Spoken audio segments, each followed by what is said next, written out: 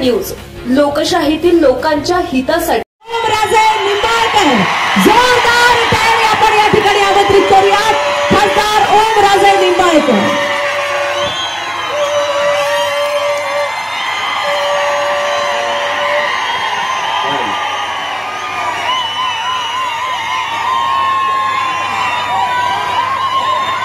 तुमच्या सगळ्याचा उल्हास बघितल्याच्या नंतर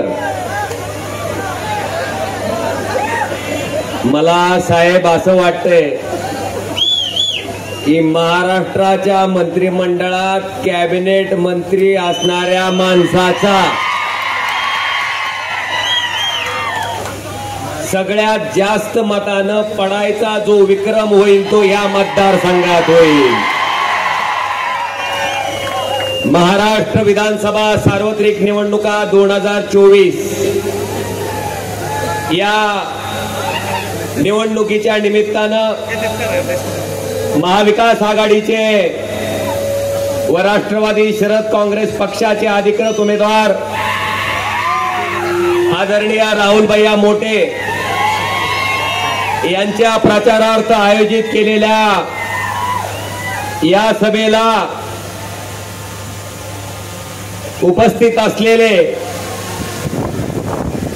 महाराष्ट्राचे शेतकऱ्यांचे कैवारी आणि ज्या पवार साहेबांनी देशातल्या शेतकऱ्यांचं 72,000 कोटीचं कर्ज त्या ठिकाणी युपीएच्या काळात माफ केलं होतं आणि स्वतःची तत्व स्वतःचे विचार किती जरी मोठा संघर्ष करायची वेळ आली तरी वयाच्या ह्या वयात सुद्धा ते विचार सोडायचे नाहीत।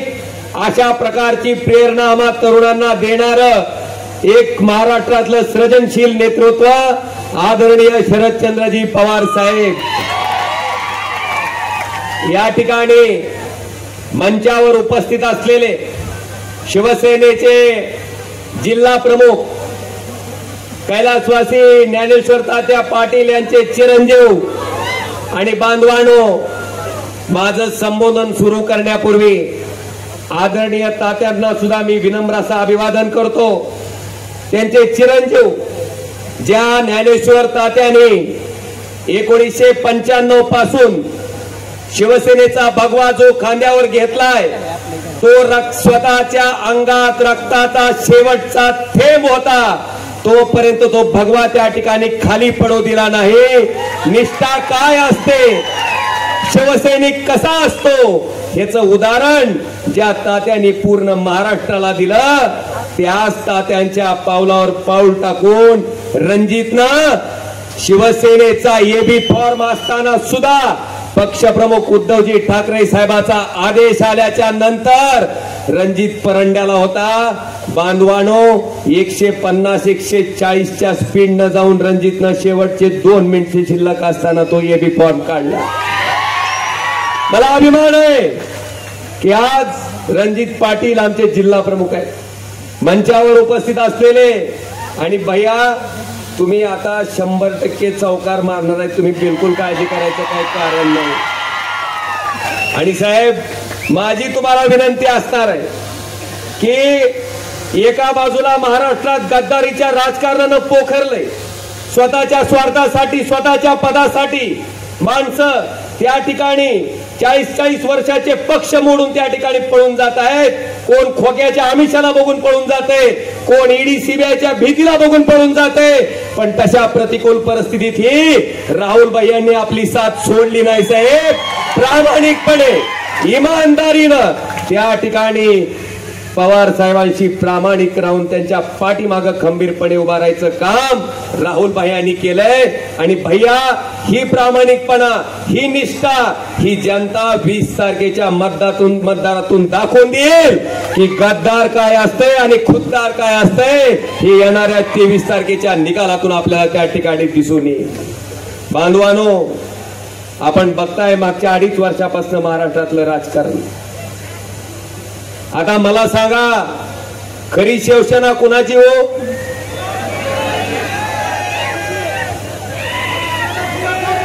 का काल 1 फूल 2 हात?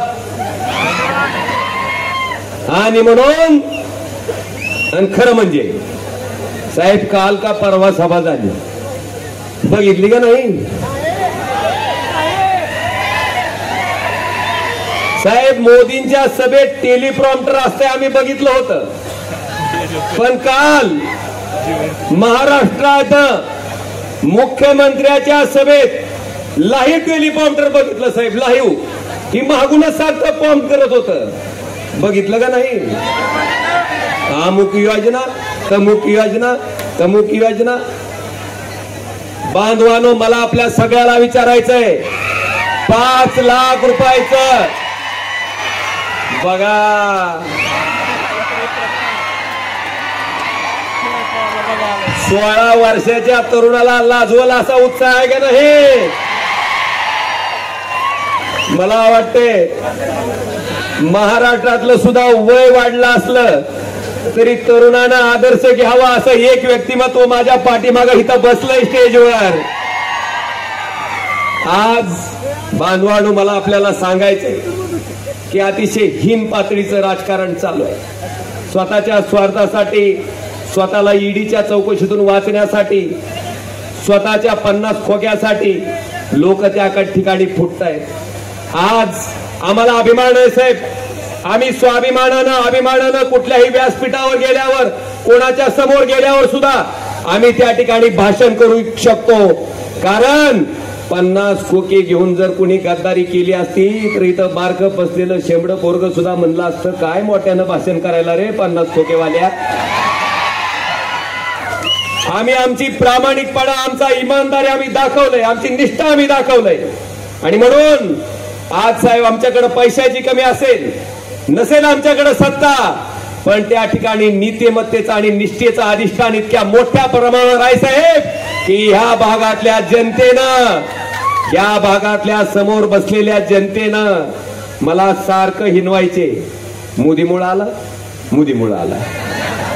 मला सासूरवासच होता, सारखा डुसण्या होत्या. मी सोनारीच्या भैरवनाथाच्या चरणी प्रार्थना केली की देवा, एक ना एक दिवस अशी संधी दे की ही मोदी साहेब माझ्या विरोधात असताना जेवढ्या मतानं मी 19ला निवडून आलतो त्याच्यापेक्षा एक का होणार पण आगाव मत टाक. आणि गंमत अशी साहेब, आताच्या झालेल्या लोकसभेच्या निवडणुकीत अगदी पहाडासारखे उद्धवजी आपण त्या ठिकाणी माझ्या पाठीमागे उभे होतात. अशा वयातही माझ्यासाठी आपण तुळजापूरला त्या ठिकाणी सभा घेतली आणि इथली जनता आता मोदी बी त्यांच्याकडे, एक फुल 2 हात त्यांच्याकडेच. ह्या मतदारसंघामधले 6 पैकी 5 आमदार त्यांच्याकडेच, सत्तेची ताकद त्यांच्याकडेच, पैशाची ताकद त्यांच्याकडेच. आले का नाहीत बांधवानो गावगाव पैसे? 10-10, 20-20 लाख रुपये मतं खरेदी करण्यासाठी पाठवले. मला देशाचे पंतप्रधान नरेंद्र मोदी साहेबांना विचारायचंय की साहेब, तुम्ही म्हणता ना खाऊंगा ना खाणे दूंगा, मग माझ्या लोकसभेच्या निवडणुकीत एका गावात 20-20 लाख रुपये किधर से दूंगा? कुठून आले? आभाळातून पडले का जमिनीतून आले? हा प्रश्न मला वाटतं सामान्य माणसानं त्यांना विचारणं गरजेचं आहे. इतकी प्रतिकूल परिस्थिती असताना, संघर्ष असताना सुद्धा इथल्या सामान्य माणसानं आपल्या सगळ्याच्या आशीर्वादानं तळहाताच्या फोडाप्रमाणे या ओमराजेला सांभाळलं. आणि साहेब, या महाराष्ट्रामध्ये जी लोक मला म्हणायची मोदीमुळे आला, मोदीमुळे आला, त्या नरेंद्र मोदी साहेबापेक्षा दुप्पट मतानं मला देशाच्या लोकसभेत पाठवायचं काम या 72 जनतेनं केलं. महाराष्ट्रात क्रमांक 2चं मताधिक्य मला आहे साहेब. तसं तर 1च नंबरचा आला असतं, पण आपल्या पुढं काय केलं? पहिल्या मशीनवर 2 नंबरला ओमराजे निंबाळकर नाव, आपलं चिन्ह मशाल. दुसऱ्या मशीनवर पण एक मंगरुळचा निंबाळकर आणून उभा केला, त्याचं चिन्ह चिमणी. ती चिमणी मशाल सारखीच दिसायची साहेब. आणि त्या चिमणीनं 20,000 मतं माझी खाल्ली. ती 20,000 मतं जर आपल्याकडे आली असती तर साहेब आपल्या सगळ्याच्या आशीर्वादानं महाराष्ट्रात 1 नंबरनं निवडून आलेला खासदार लीडनं या ओमराजे त्या ठिकाणी असला. साहेब, आज आपल्या माध्यमातून मला एवढंच सांगायचंय की कैलासवासी ज्ञानेश्वर तात्या पाटील साहेबांनी ज्या माणसाला इथं आणलं, ज्या माणसाला हाताला धरून राजकारणाचे धडे दिले, स्वतःचे बंधू ज्या मतदारसंघातनं त्या ठिकाणी जिल्हा परिषदचे सदस्य होते, तो मतदारसंघ त्यांच्या पुतण्यासाठी दिला, निवडून आणलं, जिल्हा परिषदचं उपाध्यक्ष केलं, साहेब त्यांना आमदार केलं. त्या माणसाच्या तोंडातनं तात्या आजारी असताना जर मी लक्ष घातलं नसतं तर तुमच्या फोटोला हार पडला असता. ही जर भाषा येत असेल तर ही भाषा वापरणाऱ्या माणसाचं आपण काय केलं पाहिजे बांधवानो? काय केलं पाहिजे आपण? तात्या नेहमी म्हणायचे की मी गुलाल लावलाय, बुक्का सुद्धा कोण लावणार आहे? हे तुमच्या तुम्ही म्हणा. आता मी बघतोय जे ती आमदार येतंय, प्रत्येक ही खोकेवाले सुरत मार्गे गुवाहाटीला जी पालथी पडलेली ती का ती सारखी येते ती, आणि एकच गोष्ट असते, 4,000 कोटीचा निधी आणला, 5,000 कोटीचा निधी आणला. आता अरे ही 5,000 कोटी 4,000 कोटीचा निधी जर ओमराजेनं गोरदरवाडीची जमीन विकून आणला असता तर त्यानं म्हणावं निधी आणला म्हणून. ही निधी कुणाचा आहे? 10 रुपयाचं साबण घ्यायचं म्हणलं तर 1 रुपया 80 पैसे जीएसटी आहे. 100 रुपयाचा शॅम्पू घ्यायचा म्हणलं तर 18 रुपये जीएसटी आहे. अंडरपॅन्ट चेडी घ्यायची म्हणलं तर जीएसटी आहे. माणूस वर गेल्यावर पोहोचवायच्या सामानावर सुद्धा जीएसटी आहे. तुमच्या कष्टाचे टॅक्सचे पैसे तुम्ही आम्हाला आमदार केलं, तुम्ही आम्हाला खासदार केलं, तुम्ही आमचं सरकार बनवलं, म्हणून अधिकार आले, म्हणून तुमच्यासाठी खर्च केले. तर बांधवानो, ह्याच्यात उपकाराची भाषा पाहिजे का कर्तव्याची? ओमराजेनं कधीही कुठल्या कार्यक्रमाचं उद्घाटन केलं नाही, कारण तुम्ही खासदार केलं म्हणून अधिकार आला. जर नसतं केलं तर कुठून केलं असतं? पण मी बघतोय साहेब 5,000 कोटी साहेब. आता आपण आल्यापासून बघताय, परंडा शहरात फिरताय, सगळ्या तालुक्यात बोंब परंडा वाशीमध्ये अशीच परिस्थिती आहे की गाडीत माणूस बसला की गाडीचा ड्रायव्हर मला म्हणायला लागला, काय म्हणायला लागला? गाडी सारखी अशी करते म्हणले, कमळाबाई. अरे म्हणलं अशी का करते रे गाडी ही? नाही दादा म्हणले, ही 5,000 कोटीचा विकास जी गर्दाडात लपलाय ती खालून सारखा झटके द्यायला लागलाय म्हणला. काय विकास? आहार विकास. मला वाटतंय डोळ्यानं दिसतंय, बघितलंय आपण, जी कुठली कामं झाली बांधवानो. नगर पारडी फाट्याच्या रस्त्याचं काम महाविकास आघाडीचं सरकार असताना त्या ठिकाणी झालंय. इकडचं काम सुद्धा महाविकास आघाडीचं सरकार असताना झालंय. त्याच्यानंतर निस्ता आम्ही कोटीच्या कोटी उड्डाणन, कोटीच्या कोटी घोषणा ऐकतोय. प्रत्यक्षात जमिनीवर मात्र 1 पैशाचाही विकास त्या ठिकाणी झालेला त्यात दिसत नाही. बांधवानो, मला आवर्जून या ठिकाणी सांगायचंय की पवार साहेब देशाचे कृषी मंत्री असताना 72,000 कोटी रुपयामध्ये देशातल्या सगळ्या शेतकऱ्याचं कर्ज माफ केलं होतं. 72,000 कोटीमध्ये. पण तुम्ही जी म्हणताव का नाही, बाई और बहिणाव, ह्या पटुशांनी काय केलं माहितीये का तुम्हाला? काय केलं? 16 लाख कोटीचं 22 उद्योगपतीचं कर्ज माफ केलं. 16 लाख कोटीचं. मला सांगा, 72,000 कोटीत जर देशातल्या शेतकऱ्याचं कर्ज पूर्ण माफ होत असेल तर 16 लाख कोटीमध्ये 17 वेळेस देशातल्या शेतकऱ्याचं कर्ज माफ झालं असतं. 17 वेळेस. एकदाही केलं नाही. ह्या पद्धतीनं कार्यपद्धती असणारी ही सगळी माणसं आहेत. आता ह्यांचा ठाव ठिकाणा वेळीच ओळखा आणि ह्या गद्दारीला गाडण्यासाठी आता तुमच्या सगळ्याची इमानदारी फार महत्वाची आहे. राहणार का नाही? कडपस्तोर. आता बघतोय साहेब 2 महिन्यापासून दुसरी कुठली योजनाच नाही. कुठली? लाडकी बहीण. का हटवली हो लाडकी बहीण? लाडक्या बहिणीला एकनाथ शिंदे साहेब तुम्ही ज्या दिवशी मुख्यमंत्री झालात त्या दिवशी जर बसल्या 1,500 रुपये लाडक्या बहिणीला द्यायला चालू केले असते, जसं उद्धव ठाकरे साहेब मुख्यमंत्री म्हणून महाविकास आघाडीच्या सरकारमध्ये बसल्याच्या नंतर त्या मीटिंग मध्ये मुख्यमंत्री झाल्या आपल्या महाराष्ट्रातल्या शेतकऱ्याचं 2 लाख रुपयाचं कर्ज त्यांनी उद्धव साहेबांनी माफ केलं होतं. बांधवानो, साहेबांनी मेळावा घेतला नाही, साहेबांनी जाहिरात केली नाही, माफ करून टाकलं, कुठली निवडणूक येते का याची वाट बघितली नाही. पण ह्या माणसाने लाडकी बहीण कधी आठवली? यांना लाडकी बहीण आठवली कधी? लोकसभेचं निबार रुमन ह्यांच्या पाठडात बसल्यावर यांना बहिणीची आठवण झाली. त्यावर बहीण आठवली नव्हती. तुम्ही जर मुख्यमंत्री झाल्या बहिणीला पैसे द्यायला चालू केले असते तर निश्चित आम्ही सुद्धा तुमचा इथं जाहीर व्यासपीठावर सत्कार केला असता. पण तुम्ही केवळ स्वतःची खुर्ची वाचवण्यासाठी हे सगळा खटाटोप चाललाय. म्हणून ही लाडकी बहीण योजना नव्हे तर लाडकी खुर्ची योजना आहे बांधवांनो. हे सुद्धा आता सामान्य माणसानं लक्षात घेणं गरजेचं आहे. आणि फोन येतात का नाही? तो लाडक्या बहिणीचे पैसे मिळाले का म्हणून येतात का नाही? हा, आता मला सांगा साहेब, या लाडक्या बहिणीच्या मला वाटते काय म्हणायचं, त्या पिपाणीत पुंगी टाकायचं, पुंगीत पाणी टाकायचं काम आपण केलंय. कसं आपण जी पंचसूत्री जाहीर केली ही आता सांगायले होते 1,500चे आमचं सरकार आल्यावर आम्ही 2100 करू म्हणून सांगायले का नाही? पण बांधवानो, महाविकास आघाडीचं सरकार आल्याच्या नंतर त्या पंचसूत्रीप्रमाणे या लाडक्या बहिणीला जे मानधन दिलं जातंय ते महिना 3,000 रुपये त्या ठिकाणी दिलं जाणार आहे. हे सुद्धा त्या ठिकाणी लक्षात घ्या. आता ही जी 1,500ची पिपाणी कुठं वाजवी थेटायची बनाव, ही लक्षात घ्या बांधवानो.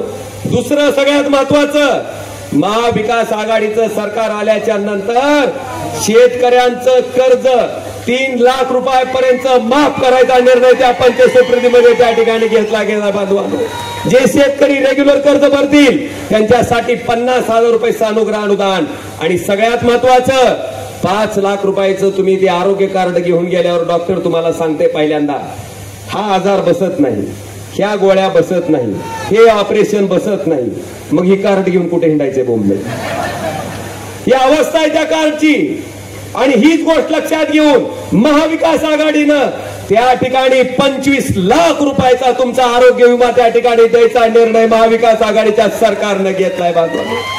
फक्त मुलींच्या शिक्षण फ्री करू म्हणून घोषणा या सरकारनं केली, पण मुलींचं आणि मुलांचं दोघांचं शिक्षण घोषणा नाही तर त्या ठिकाणी मोफत द्यायचा निर्णय महाविकास आघाडीच्या पंचसूत्रीमध्ये आहे बांधवांनो. विषय बरेच आहेत, असंख्य आहेत. मला आपल्या सगळ्याला एवढंच सांगायचंय, प्रामाणिकपणे सांगायचंय की एखादा समाज जेव्हा रस्त्यावर मोठ्या प्रमाणात उतरतो, समाज रस्त्यावर उतरल्याच्या नंतर लाखो शेकडो लोक रस्त्यावर उतरल्याच्या नंतर ते आंदोलन कोणत्या का समाजाचा असना त्या समाजाचा सन्मान करणं हे लोकप्रतिनिधीचं काम आहे. साहेब, आम्ही त्या मराठा आंदोलनाचा सन्मान केला, पण काही लोक त्या ठिकाणी या मराठा आंदोलकाला म्हणायचे की आमचं सरकार आल्यावर तुम्हाला मराठा आंदोलनाची खात सुटली का नाही बांधवानो? आहे का नाही लक्षात? आहे का नाही लक्षात? धनगर समाजाचं सुद्धा तसंच फसवणूक करायचं काम या सरकारनं केलं की आमचं सरकार आल्यावर 4थ्या का 3ऱ्या कॅबिनेटला आम्ही धनगर समाजाच्या आरक्षणाच्या बाबतीतला निर्णय घेऊ. पण बांधवानो, तोही निर्णय या सरकारनं घेतला नाही. अनेक विषय आहेत, असंख्य विषय आहेत. पण मला वाटतं या सगळ्या बाबीचा विचार आता आपण सगळ्यांनी सामान्य जनतेनं करणं गरजेचं आहे. आज आपल्या सगळ्याला माझी एवढीच विनंती आहे की आता तुमच्याकडे जास्त काय, फक्त साहेब काळजी करायचं कारण नाही. परवा रणजित पाटलांचा फॉर्म भरून त्या रॅलीतून मी माघारी येत होतो. आपल्या विरोधी पक्षाच्या उमेदवाराची रॅली होती, माणसं भरपूर होती. पण मला सांगा, अर्धा किलोमीटर त्या माणसात मी येत होतो. एका तरी माणसानं मला बोलावं. माणसं जणू नजरेत मला सांगत होती, दादा 20 तारखेपासून काय हात धुवून घ्यायचंय ती घेऊ द्या आम्हाला, 20ला आमचं मतदान तुतारीला. तर अशा त्यांच्या नजरा सांगत होत्या, बोलत होते. आणि आपण बघितलंय लोकसभेला सुद्धा कोट्यावधी रुपयाचा पाऊस पडून अक्षरशः पैशाची अतिवृष्टी होती. आता पैशाची ढगफुटी होईल. पण ढगफुटी झाल्याच्या नंतर सुद्धा बांधवानो, बेमानीनं कमवलेल्या पैशाला बेमानी करणं जगातली सगळ्यात मोठी इमानदारी असते. हे मात्र पक्क लक्षात ठेवा. साहेब, खरंच या तालुक्याचे मानावे तेवढे आभार कमी आहेत, मानावे तेवढे ऋण कमी आहेत. या तालुक्यानं माझ्या लोकसभेमध्ये बोमपरांडा वाशी विधानसभा मतदारसंघानं 81,000 मताची लीड या ओमराजेच्या पाठीमागे दिली. बांधवानो, त्यावेळेस मी उभा होतो. आज माझी सगळ्या शिवसैनिकांना कळकळीची विनंती आहे, राहुल भैयांनी स्वतः उमेदवार आहे समजून, रणजितनं ज्ञानेश्वर तात्यांनी स्वतः उमेदवार आहे समजून त्या ठिकाणी ह्या ओमराजेला 81,000 मताचं मताधिक्य देण्यासाठी दिवस रात्र मेहनत घेऊन परिश्रम घेतले होते. आता वेळ आपली आहे बांधवांनो, ही गद्दारी गाडण्यासाठी, ही गद्दारीची कीड गाडण्यासाठी उद्याच्या येणाऱ्या 19 तारखेला आपल्याला सगळ्याला मतदान करायचंय. मी तपाशीत असतो सारखं, मला माहिती आहे 20 आहे ती. म्हणलं पण भाषण आपलं पार जोशात यायला लागले, खरंच ऐकायली ती का नाही ते बघावं लागतंय तपासून. माहिती बी टेस्टिंग होऊन जाते कडपस्तोरच्या. मी 19 म्हणल्या खाट दिशी उत्तर आलं तुमचं काय आहे म्हणजे तारीख पक्की लक्षात आहे तुमच्या. म्हणून बांधवानो, येणाऱ्या 20 तारखेला हिथं बी गोळ घातलाय बरं का जरा. एक मशीन आहे, त्या मशीनच्या 4थ्या नंबरला त्या ठिकाणी राहुल भैया मोठे यांचं नाव आहे, बरोबर आहे. त्या मशीनच्या पुढं भैयांचं चिन्ह कुठलं आहे? हा हा हा अरे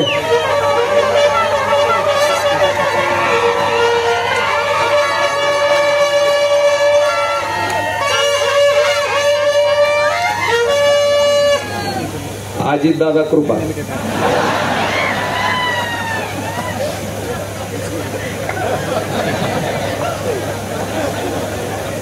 आपलं चिन्ह आहे तुतारी वाजवणारा माणूस. कितव्या नंबरला आहे? कितव्या नंबरला आहे? आणि ती जसा रडीचा डाव खेळते तसा आता सुद्धा रडीचा डाव खेळायले. 2 नंबरच्या मशीनवर 2 नंबरला सुद्धा राहुल भैया सारखंच नाव असणार एक नाव आणलंय त्यांनी. पण बांधवानो, मतदान करत असताना जी मशीन फुल भरलेली आहे, फुल भरलेली मशीन जी आहे त्या मशीनवर 1 नंबरच्या मशीनवर व्यवस्थित जायचं.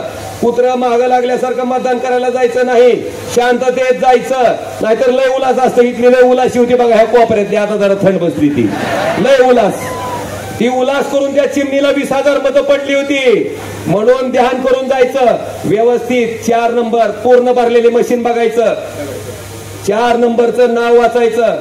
राहुल महारुद्र बाप्पा मोठे असं नाव आहे. त्या नावाला लिहिता वाचता येत नसेल तर ही चिन्ह आहे तुतारी वाजवणारा माणूस. ही नीट बघायचं आणि बघून पुन्हा बघून त्या 4 नंबरचा मोरचं बटन दाबायचं. त्याच ठिकाणी आपण समजून जायचं की गद्दारी गाडायला आपल्या एका मताचा हातभार लागलेला आहे. बरेच विषय आहेत पण साहेबांचं सुद्धा मार्गदर्शन आपल्या सगळ्यांना ऐकायचंय. आज खरंच प्रामाणिकपणा काय असतो, लोकशाही काय असते, डॉक्टर बाबासाहेब आंबेडकरांच्या संविधानामध्ये काय शक्ती आहे, काय ताकद आहे. जी लोक म्हणायचे आपकी बार 400 पार, मला वाटतंय त्या लोकांना संविधानाला पाया पडायची वेळ त्या ठिकाणी ह्या जनतेनं दाखवून दिली साहेब. आणि खरंच साहेब मी आपला आदर्श घेतो की इतकं वय झालेलं असताना सुद्धा स्वतःची तत्व, स्वतःची विचार, खरंच माणसाला सरळ कसं करायचं आणि लोकांचं मत आपल्या पाठीमागं कष्ट करून प्रामाणिकपणे काम करून मला वाटतंय पवार साहेबांनी जसं आपलं म्हणणं त्या ठिकाणी महाराष्ट्रात पटवून दिलंय. साहेब इथून पुढची कित्येक तरुण पिढी तुमचा आदर्श घेऊन त्या ठिकाणी राजकारण करेल अशा पद्धतीचं आपलं राजकारणातलं आचरण आहे. मी आपल्या सगळ्याला विनंती करतो की 4 नंबरच्या बटनाच्या पुढचं तुतारी वाजवणाऱ्या माणसाच्या पुढचं बटन दाबून राहुल भैयांना त्या ठिकाणी विधानसभेत चौकार मारण्याची संधी द्या ही विनंती करून आपली रजा घेतो. धन्यवाद. जय हिंद, जय भारत. खासदार ओमराजेंचे